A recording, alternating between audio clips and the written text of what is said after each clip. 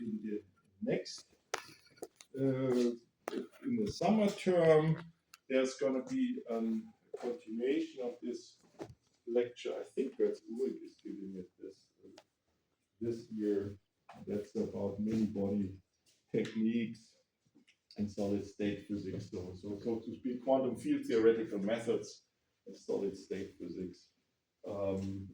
And so that there are more sophisticated ways to do things. We are doing Hartree-Fock. That's one option, which is a classical approach. I think it's over 80 years old or something. And for people who are interested in, and I think it's uploaded already. In the script, there is a portion, a very short section about density functional theory. In my group, I have an expert, that's Marco. So, he comes from density functional theory. He's using density functional theory.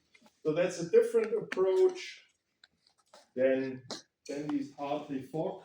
And that has, Hartree-Fock was first, and you'll see that there are some problems with it, and that's why people came up with a different way to look into that. But the spirit is similar, so that's why I'm not presenting you everything. We cannot cover everything. The spirit is essentially that in this approach or in other approaches, to map the complicated many-body problem in the first step on some sort of effective one-particle problem in some sort of effective Schrödinger equation, which you then a single particle Schrödinger equation, and then you rebuild everything from there, and you have a self-consistency condition because the single electron sees all the other electrons. And so that I will present two ways of looking into that. One is basically a t=0 method because we are looking for a minimum in the energy. And the only extension I give you, instead of doing density functional theory, which is also a zero temperature method, I give you a finite temperature approach, a general finite temperature cold approach, which is a mean field approach. And that, in a sense, that will be the continuation then after we finish the discussion here. We do mean field approach, and this mean field approach is a finite temperature approach. It takes these ideas to a finite temperature in a more abstract way, and therefore is very flexible. The disadvantage is you have to have an intuition what the kind of physics is you want to get out of it, because that's what you put in the ansatz in this mean field theory. But we're going to use this mean field theory then, because as I said, the last couple of weeks of this lecture series, I'll discuss with you superconductivity. And we also I'm not doing any fancy superconductivity. I'm also doing a mean field theory, which is the classical one. That's the Bardeen-Cooper-Schriefer approach, so-called BCS approach, which earned them the Nobel Prize, and I forgot the date.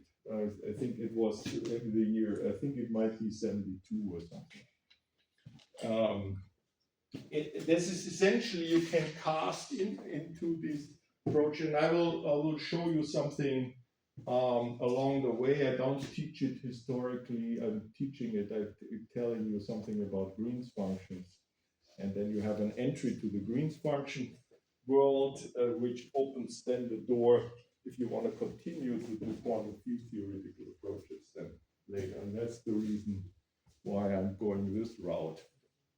Anyway, so going to talk about the Hartree-Fock theory again, the self-consistency equation, and then the standard textbook application, which is the so-called Jellium model. And the Jellium is coined from having some sort of, it's like a jelly. So basically what you do is you throw away all the details of the lattice. So it's basically a particle in a box problem with the background charges of a positive background of the nuclei. So the nuclei just produce you a background potential which attracts the electrons, and the electrons repel each other, but you put them in a box and you forgot about the lattice structure. You have just a finite volume. And then you know what the solutions are in principle. First of all, of course, we know that there will be some sort of translational invariant because you make the box large enough. So you have basically plane waves which are normalized onto the volume. And then you ask, what's the effect of the electron-electron interaction? And you can work that out analytically, and then you can see what kind of glitches are in this theory and why you might want to continue working a little bit harder on it. But you can learn something about it, that basically how this theory works, and then that it's some sort of consistent. Okay, let's talk about the review part. The starting point, again, is a variational principle. So what you want to know is you want to at least determine some sort of the ground state of the system, but the Hamiltonian is too complicated. You cannot find the exact ground state for a system with 10 to the 24 particles. And so the traditional way how to go is to say, okay, we make an educated guess what could be a possible ground state, and we parameterize these possible ground states in the Hilbert space with some expansion parameters, and then we vary these expansion parameters and minimize something. And what we minimize is the expectation value of the Hamiltonian. And of course, if you are not taking a normalized state psi, but any state, then you have to normalize that result here, this expectation value. That's why there is, if it's 1, then the denominator drops out. But for completeness, you don't have to do that. So that's basically the definition. The true solution, if you take into account the full Hilbert space, then you get the exact ground state, but you restrict your space. And the Hartree-Fock theory restricts the space rather drastically. It said, instead of doing the full Hilbert space, where we know it's a superposition of Slater determinants, we take only one Slater determinant. And we make an ansatz, we only take into account the Slater determinant, which basically says that the electrons are independent into a first approximation, and we just implement Pauli's principle. And the only thing what, and then it's a question of what do we actually vary. The vary is the single particle states. So you change the single particle states, and basically means you change the Schrödinger equation, and you do that by changing the potential essentially. So you have a Schrödinger equation which these entries are a solution of a Schrödinger equation. They are stationary solutions of the Schrödinger equation. And so what enters in the Schrödinger equation is some sort of a potential, and the potential is not only the background potential from the nuclei, but the electron-electron interaction. And the aim of the scheme is to determine these potentials self-consistently, and then and therefore determining the wave functions or the states self-consistently. And so that's why before Christmas we played a little bit around about the properties, how to calculate that. Then there's this determinant formula, expansion formula with these permutations, and so with these n factorial elements. That's why there's a 1 over n factorial entering here. And so the basic assumption is that these single particle states they define an orthogonal basis. And you can also say, for the sake of argument here, you have an orthonormal one, but we will give that up because when you vary a state, then it's difficult if you make an infinitesimal change to simultaneously fulfill that is normalized. So you give that up, but you introduce the normalization in a different way.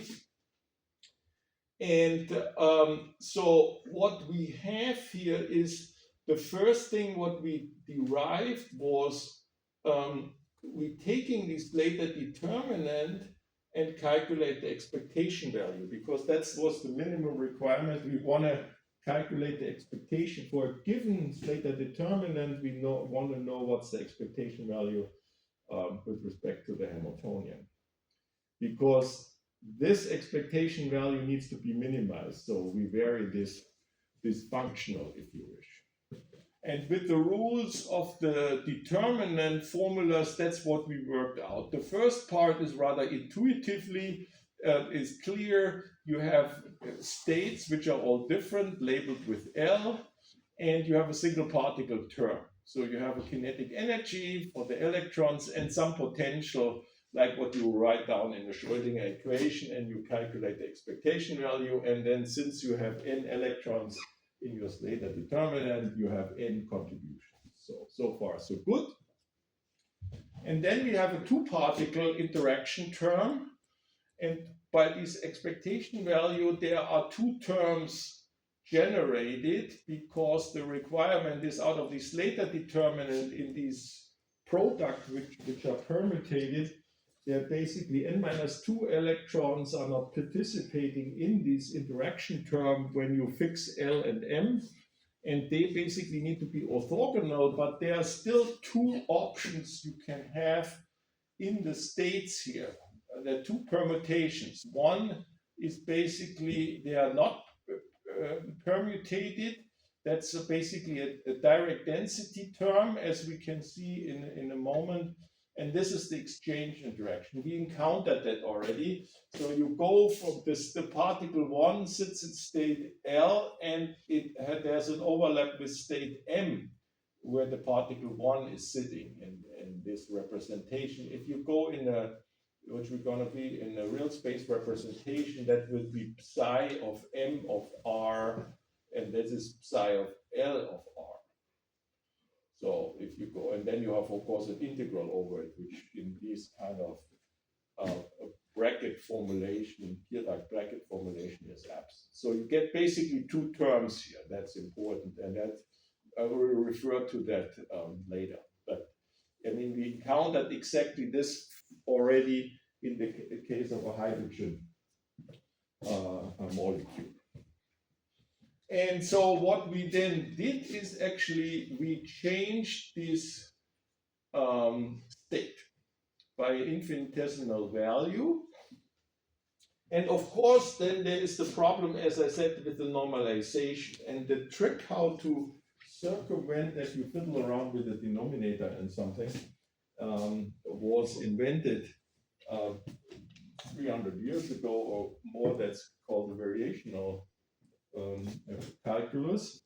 And so you have additional condition which you can impose. You have a functional which you minimize under some constraints, for example, normalization constraints. And there you introduce Lagrange parameters. So these epsilons, which appear later on as if there are single particle energies, are actually Lagrange parameters in these variational calculus, and they come about that they are in imposing the normalization condition that the final solution is normalized. So you have in general this kind of form, and so you vary either the bra or the cat to linear order, and basically you get two kind of equations which are equivalent. It's basically a Schrödinger equation or the Hermitian conjugated Schrödinger equation. So it's good enough to look only at one condition. The second one doesn't give you anything else. So basically, what do you get here? You can see you vary here the bra, and you take only the linear contribution, and so you have the operator acting on this L state, and you can see for each state L you get a condition. So these are n equations, if you wish, you have to fulfill.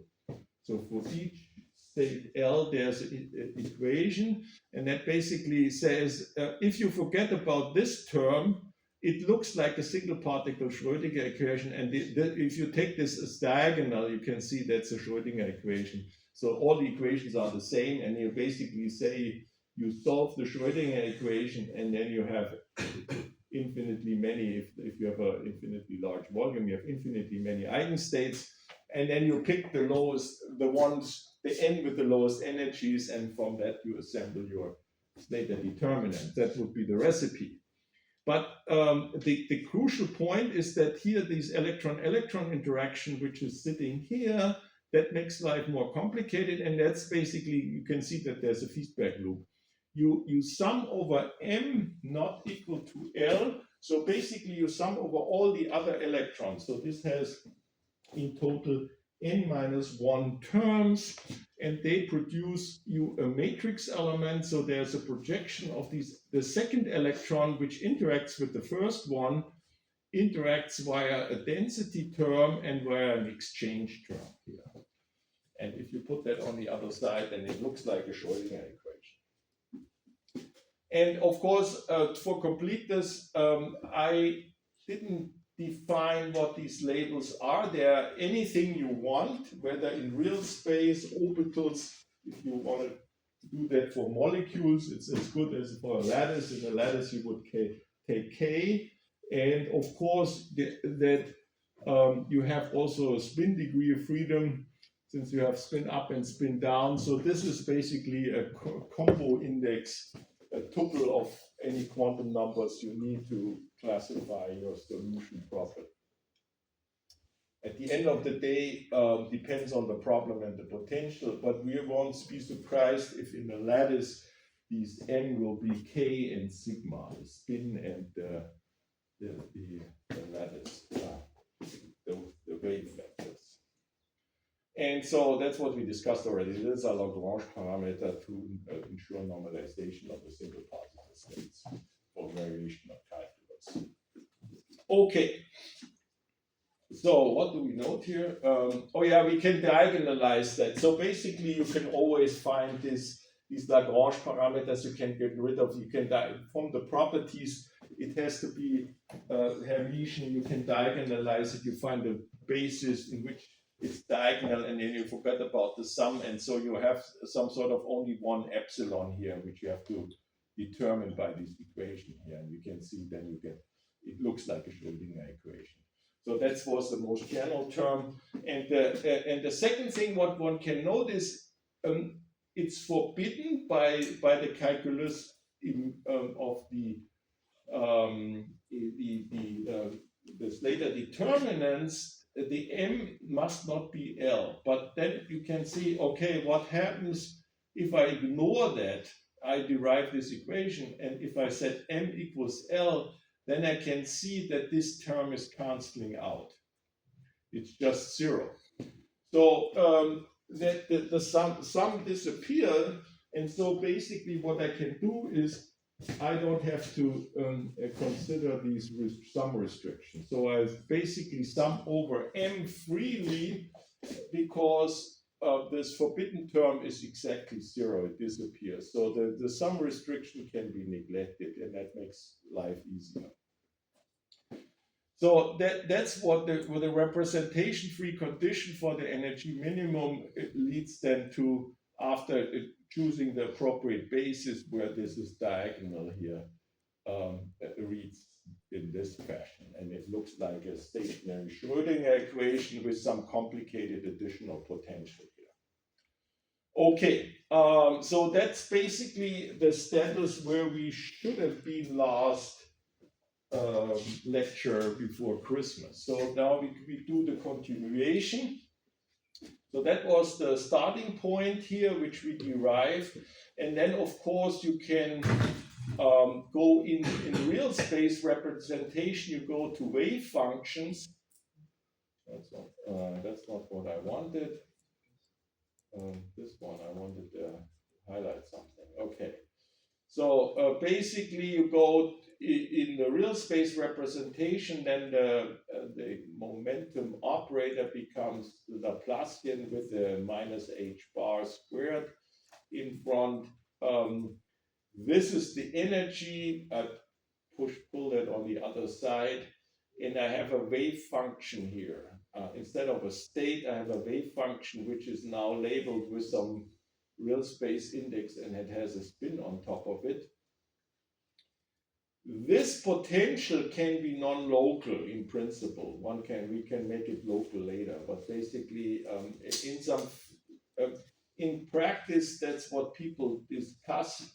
And since this is anyway non-local because of this integral here, that can also have a non-local term. For example, if you take into account you don't take into account all the electrons from your atoms. You basically say you want to have some binding and you have some background charge, and you want to take into account the background charge and the fact that they are electrons.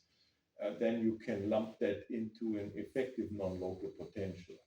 So I don't want to go into details. This is the most general and correct way to write things. And if we are not interested in this sophistication, that will be diagonal in R and R prime, and this integral will collapse as well as the spin will also collapse. So that will be delta.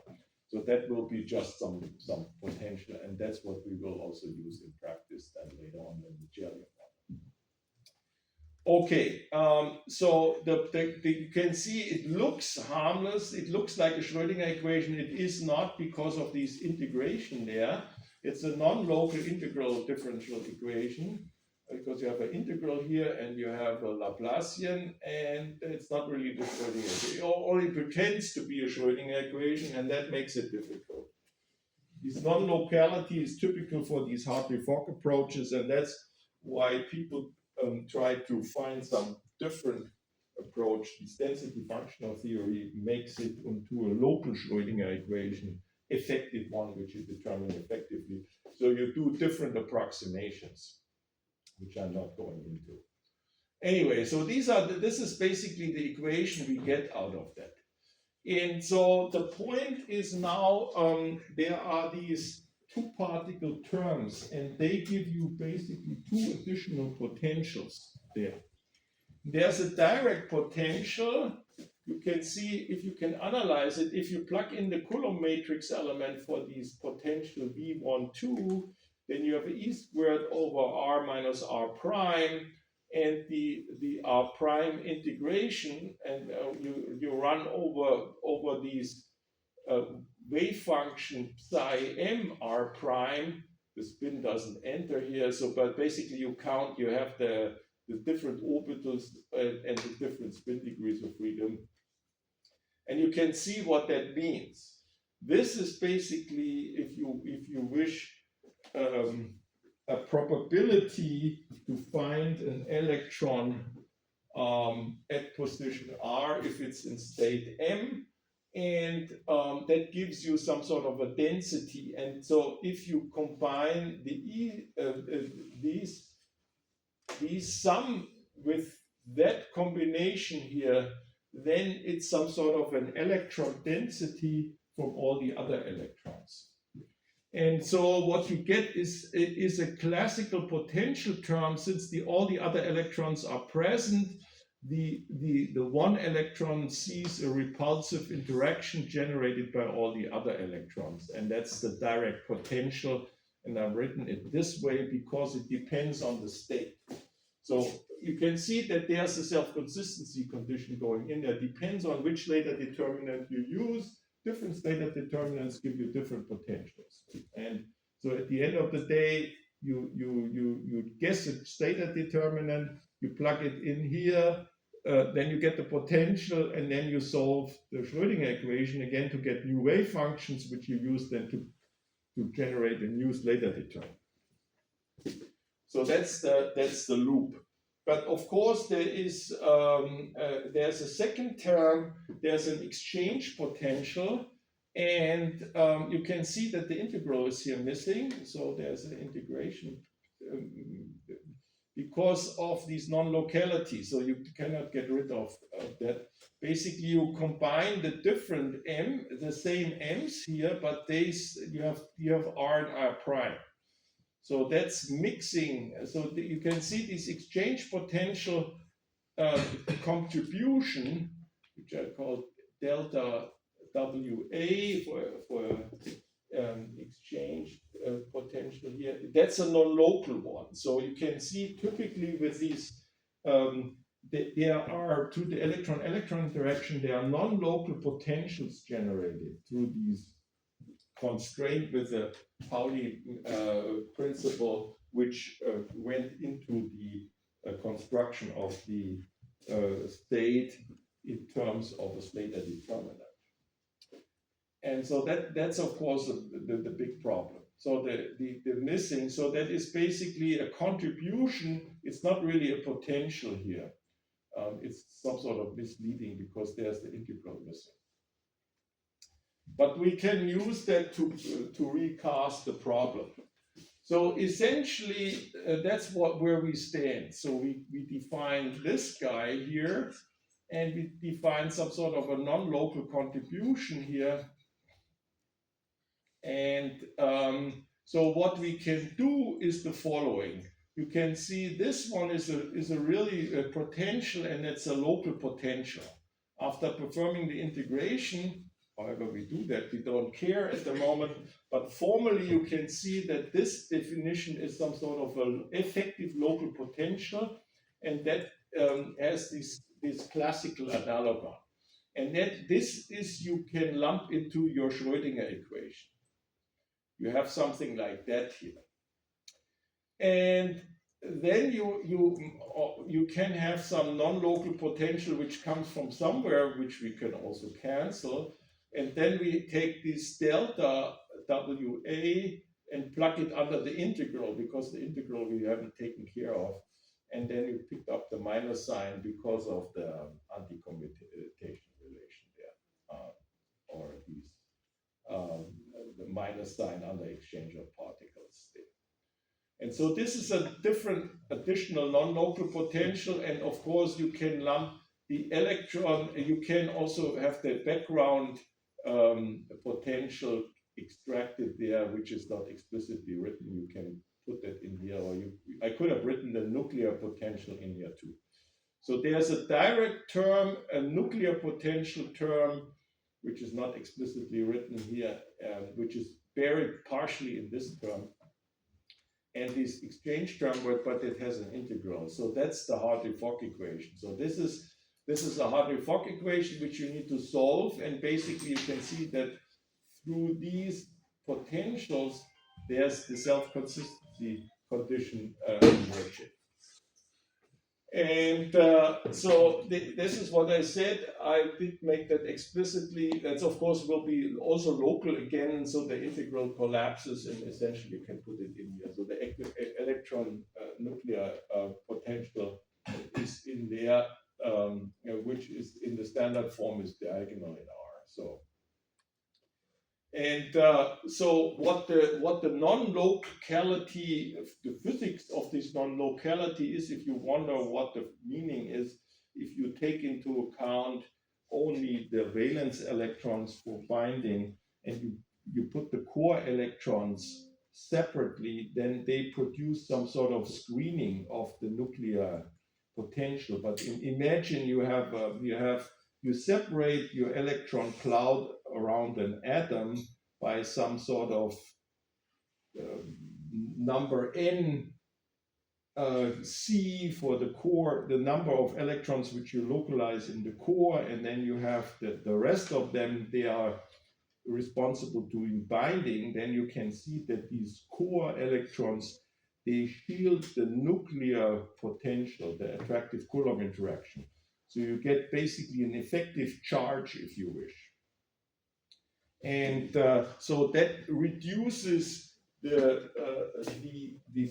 the potential, the attractive potential, because some of the charges are screened, and if you take into account the antisymmetry of the wave function, then you end up typically, if you take into account the screening, in an effective non-local potential there, if you work it through, because the origin is the same as here. So if you do this, if you chop that out and you use this Hartree-Fock equation, and then afterwards you say you freeze some electrons and you basically do a partitioning of your electrons in some sort of core electrons and some more itinerant ones, then this emerges, because the ones you freeze also obey these Hartree-Fock equations.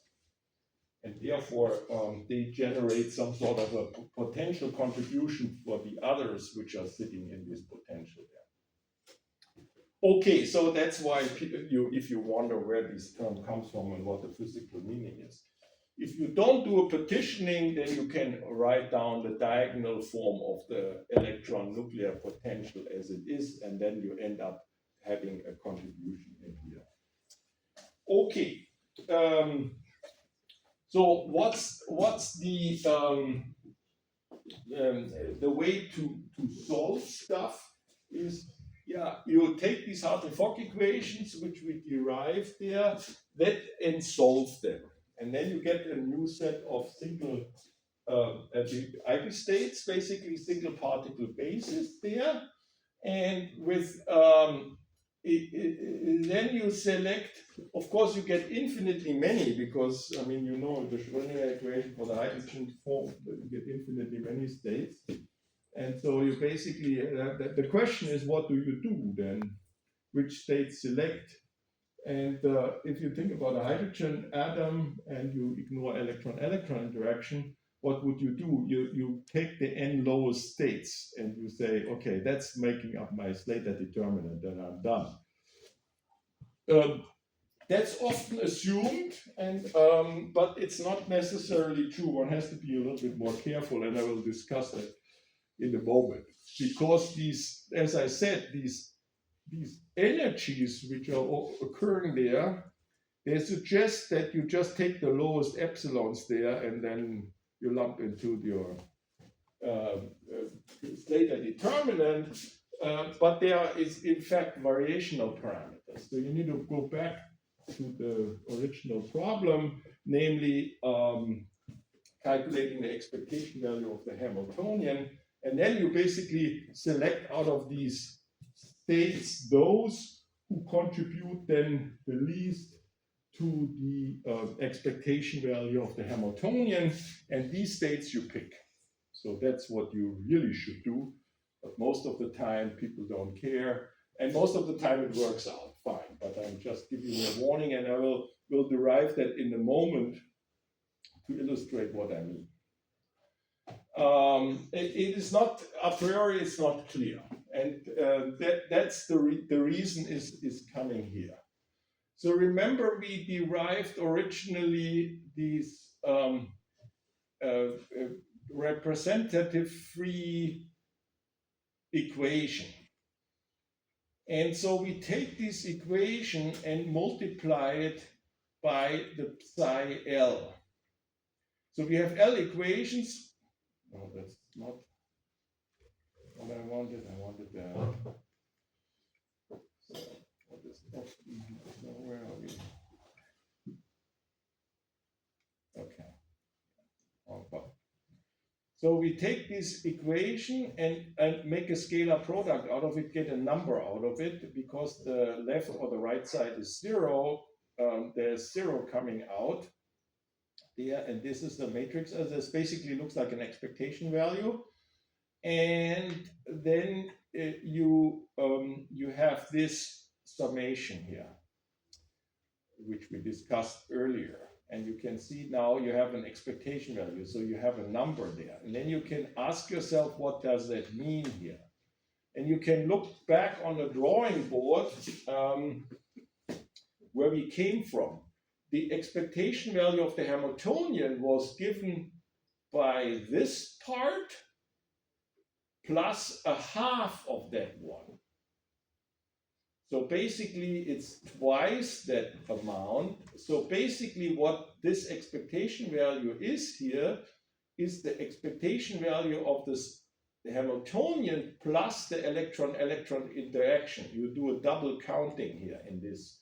The Hartree-Fock equation, these guys come out twice.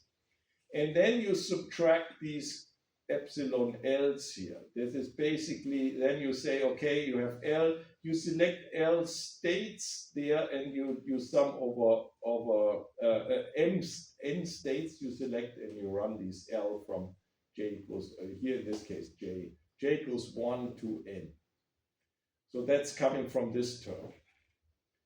And so this is 0. You can see if I drop the electron-electron interaction, it appears that the expectation value of the Hamiltonian is given by the sum of the single particle energies epsilon there, which are in fact Lagrange parameters.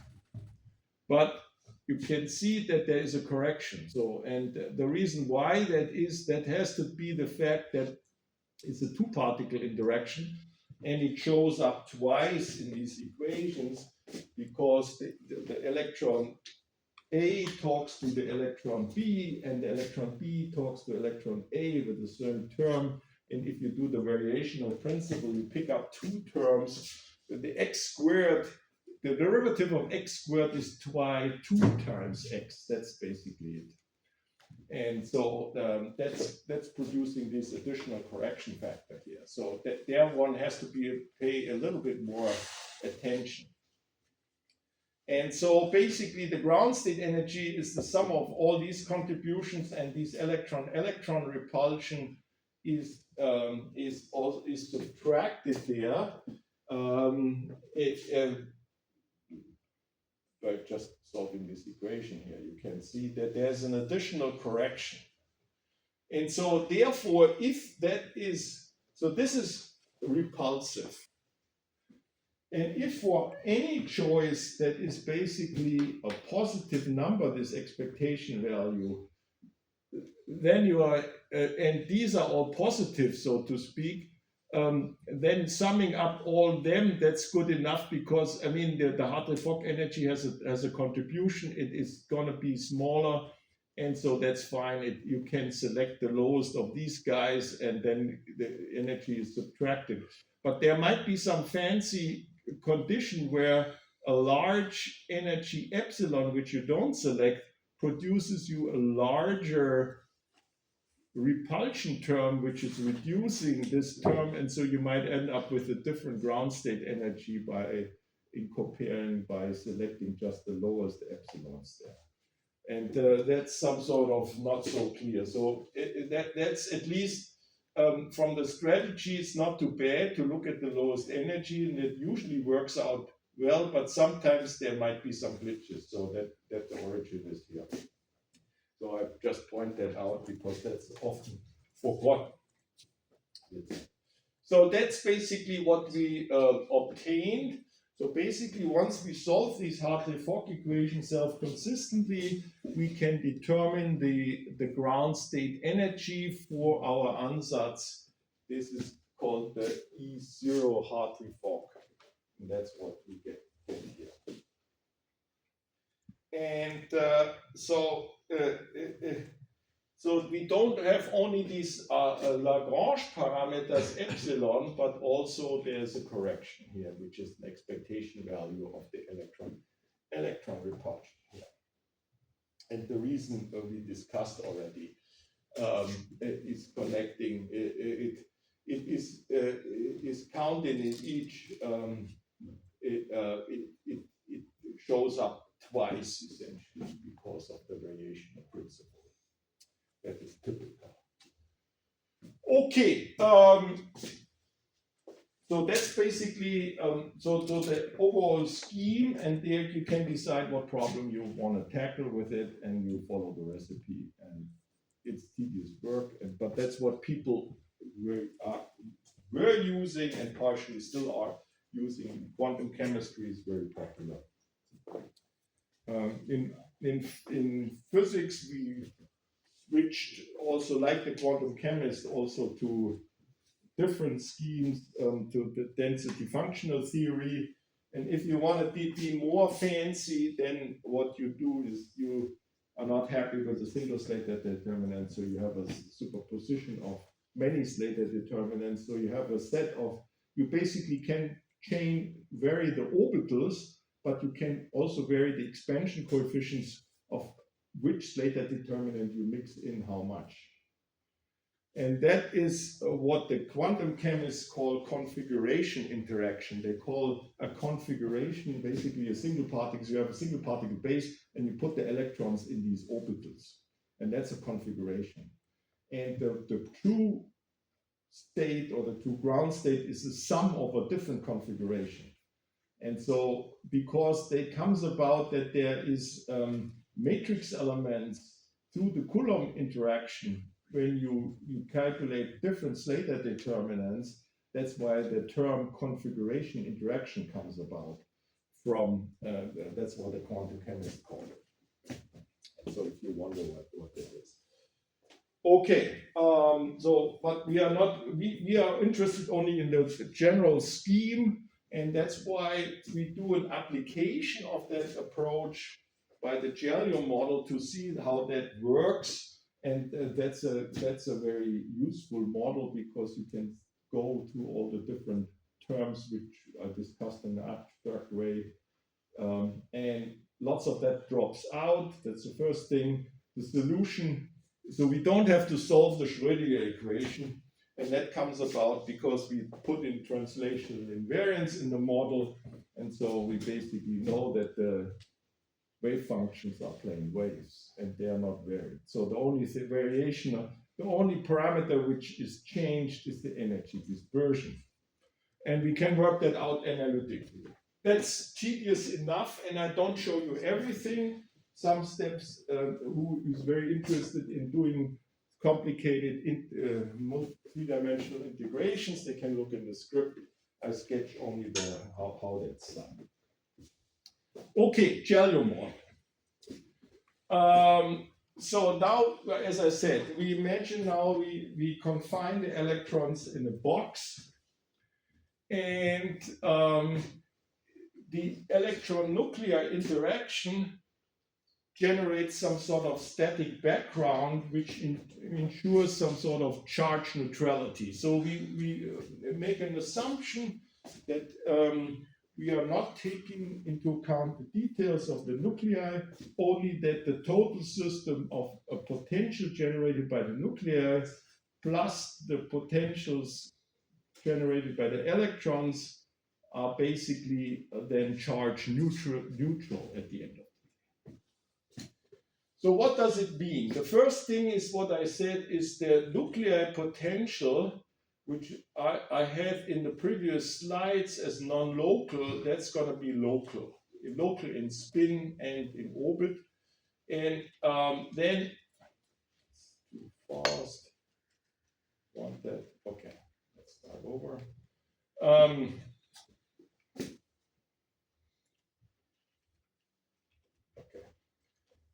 So what's the energy? So basically the position and the details we don't care. We define a nuclear density and multiply it with the charge E, and that's given by the number of ions in the system, and they have some sort of average set value of set ion, and you normalize it onto volume, and so the potential has this form. So there's this is E squared the E needs to drop out here. So that's the density, and then the E squared, that's E times this one. If I define it as a charge density, sorry, there's the E too much. That's not E to the power 3. It's E squared times a density. And then the Coulomb integral is something like that. So you treat what the approximation is done is the charge distribution of the nuclei homogenized. and you represent it by some sort of density, and you integrate over the whole space of this density, which is constant, and this term is left. That's the integral over the Coulomb interaction. And that's what the potential is an electron sees, okay? You don't have to worry about the details because we're going to see in a moment that this term is actually dropping out if you do it correctly. So the electron charge is homogeneous as well. So basically, if you put in a plane wave, e to the I kr, and normalize it onto the volume, we have a wave function which has a 1 over square root of volume in it. In order to get the integration over the volume gives you 1. And so the modulus squared is 1 over the volume. So the electron charge, you can see that this picture I showed you with the electron distribution, if you plug in a plane wave, then this charge is automatically disappeared out of the whole, over the whole box. And so you can see that this term is very simple. The spin doesn't play a role as expected, and you have a 1 over volume there. Okay. And then we have charge neutrality, because we need that in order to make a connection between the electron nuclear attraction and the electron-electron repulsion. So what we have in mind is that the number of charges per ion and times the number of ions in the system is equal to the number of electrons. So the positive charges is equal to the negative charges. And that's the charge neutrality. So basically means that these numbers, these three numbers are not independent. So they are connected to each other. That's to charge neutrality. And that's a reasonable assumption. So we have this is the electron nuclear attraction background potential. And then we discussed already the Hartree potential, this direct potential term. Remember, that was the integral over this guy here. And then sum over all the occupied states and the spin here. And this has this form. So this was the definition. And when we plug in what we just discussed, we know that this modulus squared is 1 over the volume. And so in the integral, there's no information about the n's, and you just can count them. And these sums over m and sigma gives you capital N. And so you get what you get here after you pull out the volume, you get the electron density as a prefactor. And of course, note that there is a Coulomb repulsion, so this is positive. And you can see this looks damn familiar, because now we can say, now comes charge neutrality, this n is equal, so this electron density and this ion density is exactly the same because of charge neutrality, and they're also trapped in the same volume because the volume is the same. You can see that this term and that term are canceling out. So the background charge is actually canceling out. So the Hartree term compensates each other to charge neutrality. So this sum is exactly 0. So what's left is only the exchange term in this model description. The direct attraction of the nuclei is one-to-one is compensating this term in the electron contribution in the self-consistency equation. It's not in the potential. If you look at the original potential, there's a factor of a half in there, which is absent here due to this variation of principle. So the main message is in the Gellium model, we are simplifying the problem. Simplifying in quotation marks is that the equation becomes simple, but you end up with only the non-local potential. So that's what we have here. So we get an effective non-local Schrödinger equation. And of course, what do we want from it? We want that actually our ansatz, that this plane wave, the states that the plane wave is actually solving that thing. So that's number one. Because if the plane waves are not solving it, for example, we have some sort of charge distribution Ripple structure, the assumptions we plugged in are failing, and then we have to redraw so that the self-consistency is not fulfilled with the initial assumptions. But I can tell you the plane wave ansatz is actually solving this equation, and we will see that in a moment. Okay, so that's what we left over without doing any calculations, just plugging in this Gellium model property, charge neutrality, and smearing out of the charge. Okay, so now we need to look what is this potential under the integral, where there is also a typo in here. I see there's a prime missing. So the integral is over prime. So this is, you can see that's wrapped around.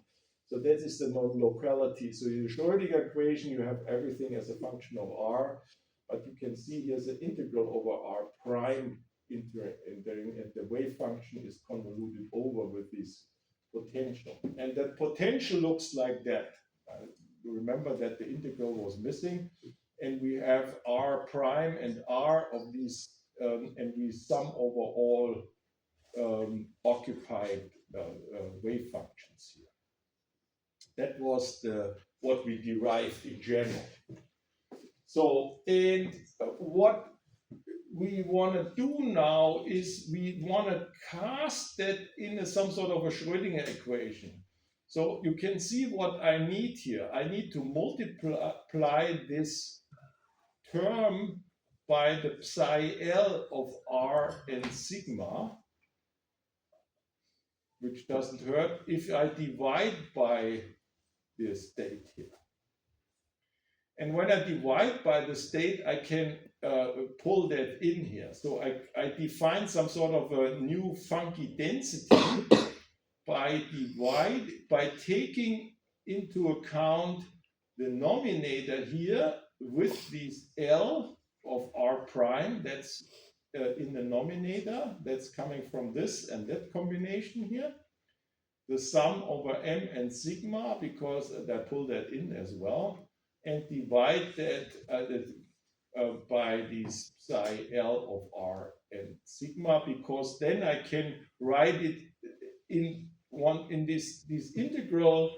I get some sort of an effective potential. So that's the idea. It looks like a Schrödinger equation again. Okay?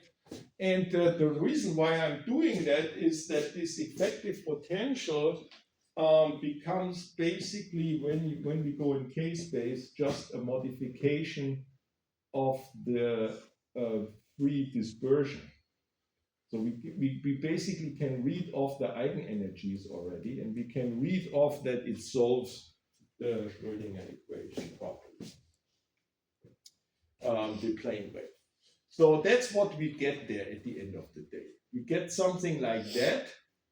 We define this creature, and basically you can see we pull out this expression, and here we had to invent that. That's why it ended up in the denominator, and it's disappeared in this NL, some sort of non-local pseudo density, exchange density, I called it there.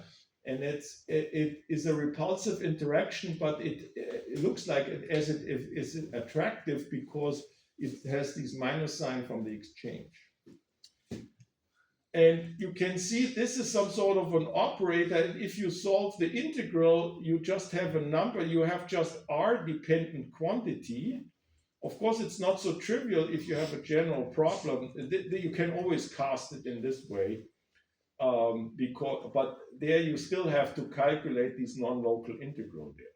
So, but you can see when you're able to solve the integral, then you have a potential which only depends on R, and the whole thing looks as if it's a Schrödinger equation. What you have done is you lump the non-locality into this exchange density, and then you need to integrate that. In general, that's of course tricky and maybe not feasible, particularly when you have wave function which has some nodes, then you run into problems in solving that. but we know that already that we plug in a plane wave ansatz e to the I r times k vector, and that has no zeros. It's going on a units sphere here, and so it's just a phase with the normalization factor of 1 over square root of volume. Okay, so with that thing, you can see what the task is. If we ignore this term, it's trivial there, because that's a free dispersion, and we see immediately that the plane wave ansatz gives you a dispersion k squared h bar squared divided by 2n. So that's the free dispersion, and that solves the equation. So the first piece, this guy and that guy is then k dependent. If you put the plane wave, that solves the problem. So the question is, does that ruin everything if we plug in plane waves or not? And what is the number we're getting out? So that's the task now. The first thing is that's what we said. We have local. We can plug in two sigmas. Don't be irritated by that. That's just for completeness. If you have a spatial spin basis, a spinor basis, then you have a delta sigma prime. That's basically this plane wave approach. That's what we stick in. And then, of course, then there's a question of what do we assume, what our assumptions is. Despite of the discussion we had before, we say we take all the occupied k values there, and the sum over all the occupied states has to be 1. And the question is, how do we approximate that if we have n, which is very large, 10 to the 23, these k sum needs to become an integral. And our box doesn't have any features. It's large, it's featureless, so that it is essentially rotational invariant in space if you forget about the details of the boundary of the box. And then you can say, okay, the case, if that depends, if I take the free dispersion as an inspiration, then I know that I have shells of constant energy, which are given by constant k squared value. And so basically what I'm arguing that at least as a good educated guess is making it homogeneous, I do an integration over a sphere. And I convert that into a sum, so I get a volume there because of the dimensions here. I pick up the phase factors as 2 pi to the power of 3. I get a factor of 2 because I have spin up and spin down. And I integrated already over the unit sphere, that is give me 2 pi. And the only integration I have is from 0 to kf. And basically, this equation defines me the size of the sphere. Kf is basically determined by the number n here. And of course, I can solve the integral, and that is it. And therefore, I can relate these kf cube divided, and if you collect all the stuff, you can see that there's 8 is canceling out. So from the integration, you get a third there, you get a factor of 3, and then there's 2 of the pi's are left, 1 is canceling out, so you have a pi squared, and that's n divided by n. So basically, that's the electron density. So you can see that the larger the electron density, the larger the k is, which makes sense. If you fix the volume, you put more particles in there, then the k becomes larger. That the sphere, the occupied sphere, is larger. But so that's basically. Then we have a notion: if we give a volume and the particle number, which is very large, but you have a fixed density, then that defines you these size of the sphere, so that there's nothing magic to it. And the ansatz of the plane waves are consistent. That's what we're going to show that is entering here already. So that if we do these ansatz and these train of thoughts here, there's no contradiction. And that at the end of the day, we can read off the new dispersion. Okay, so what the message is that this is going to be k dependent here. And this expression will generate some delta epsilon k, which came from the exchange contribution. And so at the end of the day, I mean, this is what we need to prove. We need to solve that, and we need to show that it's only k dependent. This stuff here, there's a summation still missing. Sorry, for the other guys there. Although we have to define it in here. And so that's the new dispersion. The free dispersion we know already, and then because there's a subtraction because of the minus sign of the exchange contribution, that's the new dispersion in this Jelling map. So what we basically need to show that this has actually this structure, and therefore, when it has this structure, the Schrödinger equation is solved in k-space by a plane wave ansatz, because that solves the rest of that with the Laplacian there. And then, of course, we need to figure out what the value is, because the physics is going into this value here. Okay. So what do we need to do? So now we need to remember what we need to do. So this is this expression. So the E squared is just decoration. They have the Coulomb interaction, the 1 over r minus r prime. That's the Coulomb repulsion, and then we have this funky n there, where we have the sum over the occupied state. And I remember there were 3 psi's in the nominator and 1 psi in the denominator. And each of the psi's contributes of 1 over square root of volume. And you can see that effectively I have 1 over square root of volume to the power 3 from the denominator and 1 inverse from the denominator. So overall I get a 1 over volume from these states. And then I have plane waves, and then I have to take care of the fact that there was a psi star in one of them. And it has remember that was the M, and the M are now these quantum numbers are of course the K's.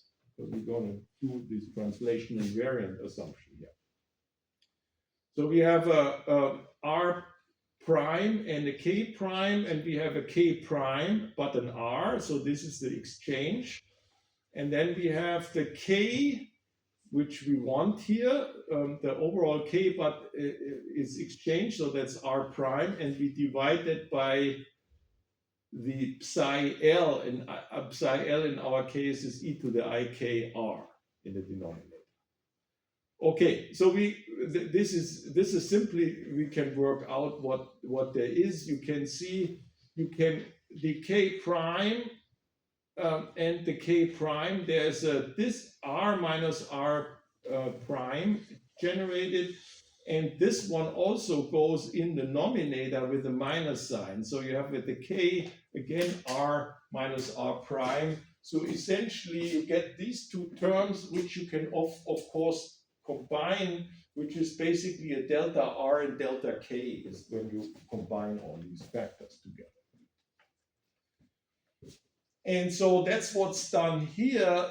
What we have done here, since we integrate over the full space and ignore any boundary effects on the surface of the volume, because the volume goes to infinity, the R prime, so we shift the R prime integration into a rho integration, which is given by the distance between that. So these are replaced by the distance rho vector, and that is multiplied by the difference in the k vector.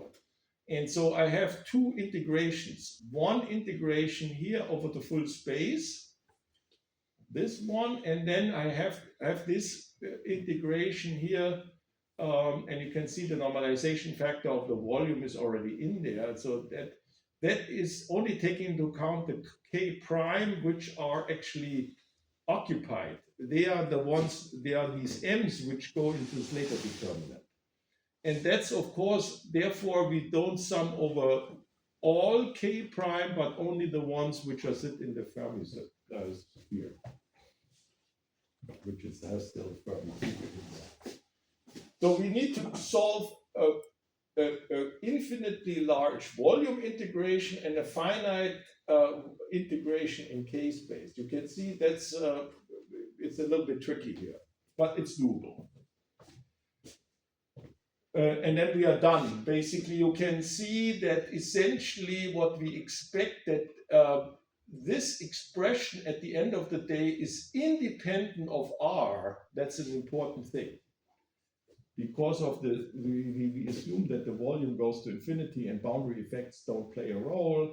So that means that the potential is R independent, and it's just k dependent. Because of a k prime, we integrate over, and the k is the external one. That's the index here, and that's basically in the Schrödinger equation. And you can see that in that Schrödinger equation for a fixed k, we plug in there, that's a constant offset. That's a constant background potential. And that's the argument why it's consistent with our assumption of the plane wave, and that basically just makes a contribution to the, modifies the free dispersion. Okay, so what's the first step is? The first step is we realize that this integral you have seen already. That's the Fourier transformation of the 1 over R potential. And that should be discussed somewhere in electrodynamics and whatever. You have to, this is not so trivial. You need to regularize this. This is not really well defined, but you can regularize that. If you ignore that for a moment, you get 4 pi over k minus k prime squared. So that's basically momentum transfer. It also occurs in the Rutherford scattering experiment. That's why there's basically the Fourier transformation of the 1 over the Coulomb potential there. That's where it shows up as well.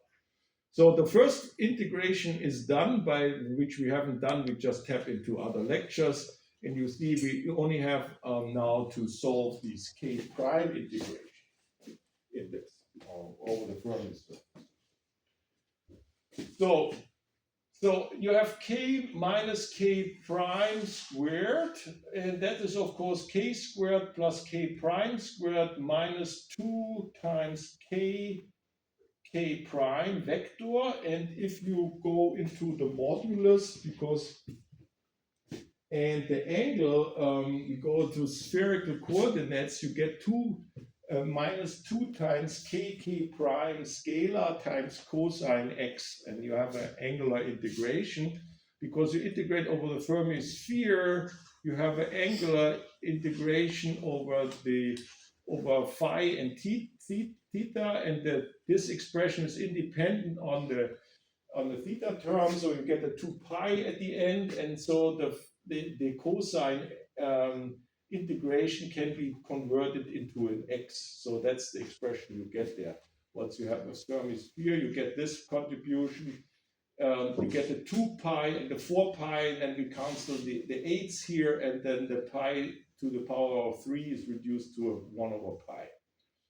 And so this is the k prime squared, and it goes to 0 to kf, and we know what kf is. And the theta integration becomes from -1 to +1, and you have these x there. This is the standard way to do that, and you can see you have a constant. You can pull out this factor if you want, then you have a constant minus x integration, and you get a logarithm out of it. Okay, So you can work out the integral, so that's analytically known. So this is by pulling that one out, you get this fact. You can work out that this is the right answer, and then for x you have 1 or minus 1 in there, and that's what you are left with. So what you have then is after massaging that plus and minus here, because it's a binomial coefficient, you have k plus k prime squared, and you have k minus k prime squared. So you can pull out the factor of 2. You make a modulus out of that, and that gives you a factor of 2 there. And there's a prefactor. Yeah, then you have a cancellation here entering there as another contribution. So that factor of 2 from the square is canceling the factor of 2 here. And so the 1 over k, but you see 1 k is you have the ratios entering. So now you have this integration. So this is a bit tricky. You can do that by substitution, or you can ask Wolfram Alpha.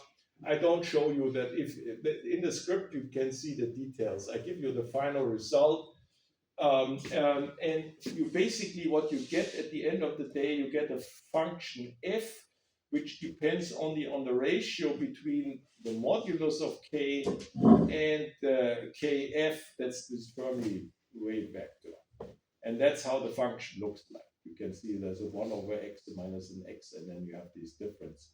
And you can see already here from the structure, if you pull out 1, that only the ratio between these two, the integration variable and k enters, and that is replaced by k Fermi and k instead of the integration variable. So from the structure it's clear. The formula is not so clear where it's coming from, but basically it's doable. That's the main message. It's just integration. Nothing magic. And so we are interested in the result and not from the derivation of that. So that's what we got. So that's where we are at the moment. We're basically saying we don't have to do anything. I didn't write down the Schrödinger equation again, but the main message was that this additional potential is spatially independent, so it's just a constant offset. So basically the plane wave ansatz solves it.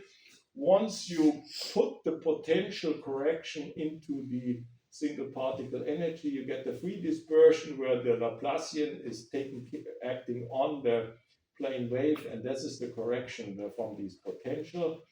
And the restriction we have, of course, is that the modulus of the k here must be smaller than the Fermi energy, Fermi wave vector. And the reason is that we are talking only about occupied states. So that's the case, which are entering this later determinant. You can see we derive the Hartree-Fock equation from the determinant, but we never need to work with these determinants. So they are gone. They are basically wrapped into this equation which you need in these potentials. Okay, so what you can do is then you can say, okay, I pretend I can have a reference energy, which is the Fermi energy in the absence of an electron-electron repulsion, which I define as epsilon 0f, which is just h bar squared kf squared divided by 2m. And I make that dimensionless. I divide the epsilon k by the free reference chemical potential energy. So I define that ratio, and you can see the mass is dropping out. And the reason is you can see that only k divided by kf, the relative wave vector, enters this ratio. You have basically some sort of an x squared term initially, and then you have this f of x, which is given here, and then you have a prefactor. And that prefactor should also be dimensionless in essence, if one works that out right. And then one can inspect it a little bit. The E squared H bar and these M we can identify. That's Bohr radius. To be more precise, the inverse Bohr radius. And so what you are left with is a prefactor which weighs this F function by pi Bohr radius kf, and you can see the wave vector has a dimension 1 over length scale, because it's the inverse wavelength, if you wish. It's entering there with some pi's in the denominator. And you have an inverse length scale times the length scale is a dimensionless quantity, and everything is fine. And of course, you can see immediately the Bohr radius is fixed. That's a length scale which is only given by the constant of nature. What is variable is, what you can vary is the kf, because we discussed already, it depends on how many electrons you put in the box. So if you keep the volume fixed and you have only a few electrons in there, kf becomes small, and you can see there is some sort of a counterintuitive result here. So the less electrons you plug in there, the smaller the denominator is and the larger the corrections become. And which is kind of counterintuitive in a way. If one doesn't understand what actually is going on here in this term. What that contains, if one reinspect that and do a different calculation, a charge susceptibility calculation, one sees that this contains some screening effects there. So there is, because of the electrons being mobile, they can screen charges by adjusting it themselves. And so that's the more electrons you have available, the more screening effects you can have, and the less the potential actually, the repulsive potential becomes relevant.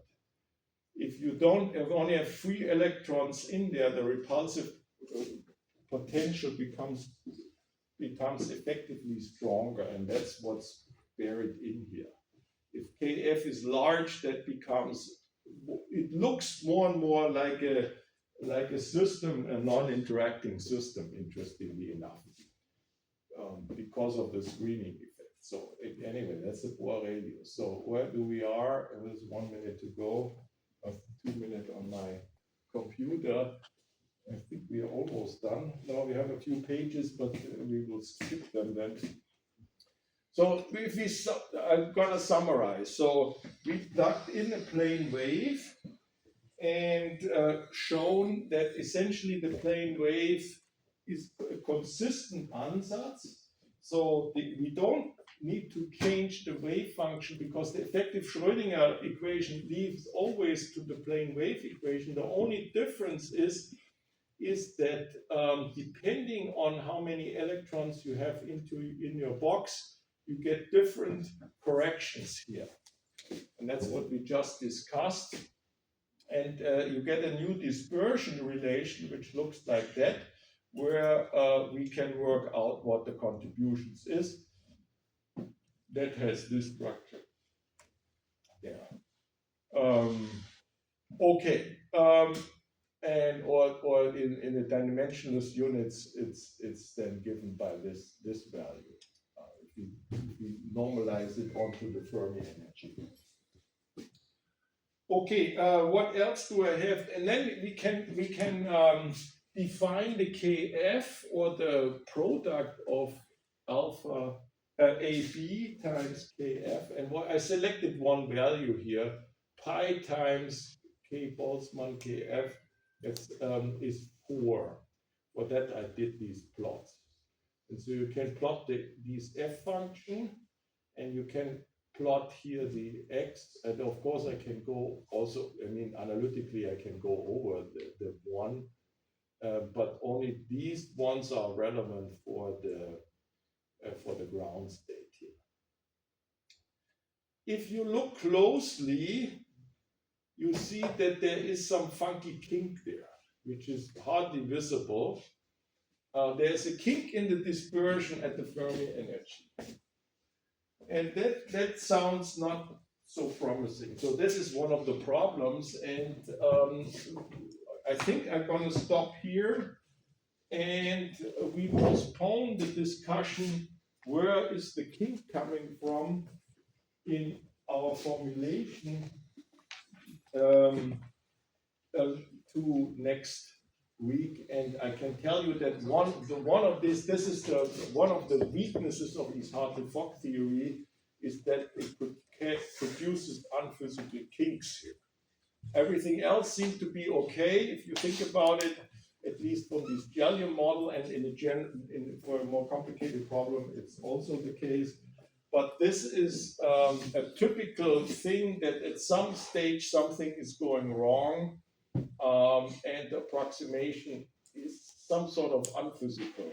If you can live with it, that's fine, but otherwise you need to work a little bit harder.